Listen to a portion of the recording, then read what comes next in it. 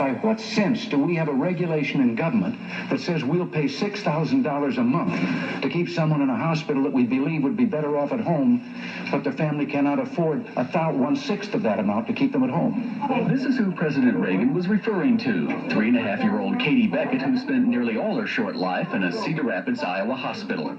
A premature baby at birth, Katie soon developed viral encephalitis and needs a respirator to breathe at night.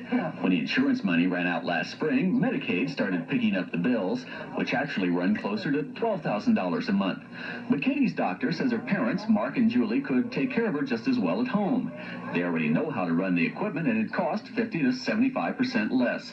But the federal government will only pay while she's in the hospital, and a recent application for an exception to that rule was turned down. But I don't think there's any intent to keep us from bringing her home. I think it was just the legislation has never kept pace with the advances that make bringing her home possible.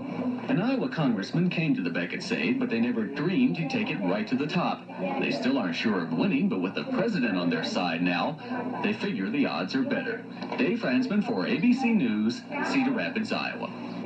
This afternoon, Congressman Tom Talkey, who was instrumental in bringing the case to the president's attention, said a favorable decision could have widespread impact. The problem, of course, is that you get then into the whole area of Medicaid covering home health care, and that is an issue that the president referred to briefly yesterday in his news conference, and that opens up a bigger door, but I think it is a door that needs to be opened. And Talkey says a member of a vice presidential committee on regulatory reform will come to Cedar Rapids later this month to review the Beckett case. Dave Franzman, TV9, Eyewitness News. Good evening, everyone. A Cedar Rapids couple found out this afternoon that the federal government does indeed have a heart. Secretary Richard Schweiker personally ruled today that Katie Beckett can go home and Medicaid will continue to pay her hospital bills. As you'd expect, the sudden news brought tears of relief to more than a few who know the Becketts. Dave Franzman has the background and the latest developments on the whole story.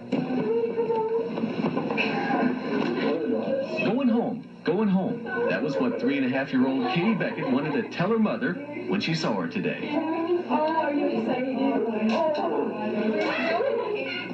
Of course, there were hugs and tears with the news. Some of the nurses here in a pediatric unit have cared for Katie during her entire 3-year stay. And early this afternoon, Congressman Tom Talkey's office told Mother Julie she'd won. I just couldn't believe it. You know, I didn't know what to say. I didn't know what to do. I didn't cry. I just sat there. I think I was in shock. When President Reagan entered the case Tuesday, mentioning Katie in a televised news conference as an example of mindless bureaucracy, it seemed a solution might take months. But the federal government found a way around its own rules and regulations in the Beckett case.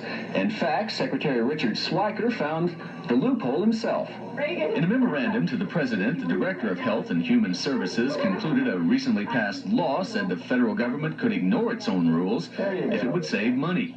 Katie's hospital bill is $12,000 a month now. Home care would be about $2,000. The order says Katie can go home immediately, but it may take a few days to get things ready. Reliving the events of the past months brought a lot of tears today, especially for parents Mark and Julie, who found it hard to put their feelings into words. I think a simple thank you will do for all the times you stood by us and given us the help that we needed. Thank you. We owe her life to you and all the people, hundreds of people that prayed for her and have helped her in different ways. I'll see you later. You're part of her family. But there were more surprises for Katie and her parents. Cedar Rapids Mayor Don Canny presented Katie with a proclamation making December the 18th Katie Beckett Day. Congressman Tom Talkey, who brought the case to national attention, came bearing gifts, a teddy bear he bought, and another package from the White House, with the best wishes of President and Mrs. Reagan. And shortly after that, the First Lady herself called to say hello. I'm so glad that we found out about it. Yes. Oh. I know it's going to be a very, very very happy Christmas for you. Oh, it'll be a beautiful Christmas. And for her. It'll be the best Christmas we'll ever have. Then it was time to go. For the first time in 3 years, Katie was leaving the hospital for good. It may take a while to adjust, and there'll be other trips back for checkups and speech training. But for the Becketts, there's hope now for a more normal life. Yet after all the attention dies down and the national media goes home, after all the calls from the White House and talks with the president, the Becketts will be right where they wanted to this time, at home with Katie. Dave Franzman, TV9, Eyewitness News.